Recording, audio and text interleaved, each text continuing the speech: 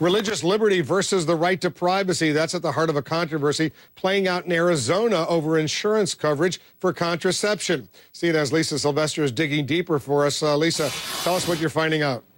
Hi there, Wolf. Arizona Representative Debbie Lesko feels strongly that employers should not be forced to include birth control coverage in their company's health plans, and she's introduced a bill to that effect.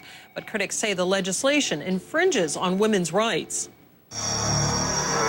The legislation is so controversial because it applies not just to religious employers, but across the board. Under the bill, in order for a woman to have her birth control paid by her employer, she needs to prove that she takes the pill for medical reasons and not to prevent pregnancy. And that has rights groups like the ACLU furious.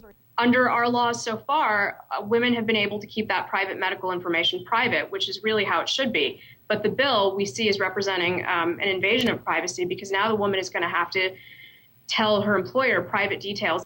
The bill has already passed the Arizona State House, and it allows an employer to refuse to cover the cost of contraception in their employee health plans if they're opposed to it on moral grounds. State Representative Debbie Lesko is the bill's sponsor. What my bill does is basically says that Arizona employers can opt out of the contraceptive mandate if they have a religious objection. And that's really all my bill does. It's really about religious liberty and our protection of our First Amendment rights. The bill mirrors an effort on the federal level to lift a federal government mandate requiring contraception coverage in insurance plans. Though the Arizona legislation also lifts existing provisions that would make it easier for an employee seeking birth control for non-medical reasons to be fired.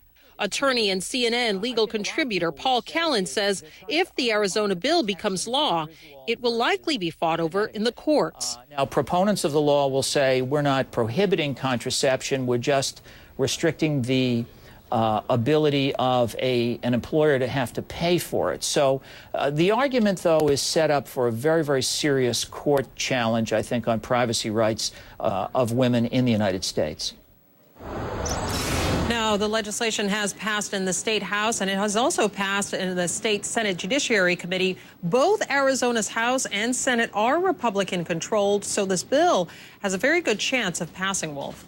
Lisa, thank you. We'll stay on top of this story as well.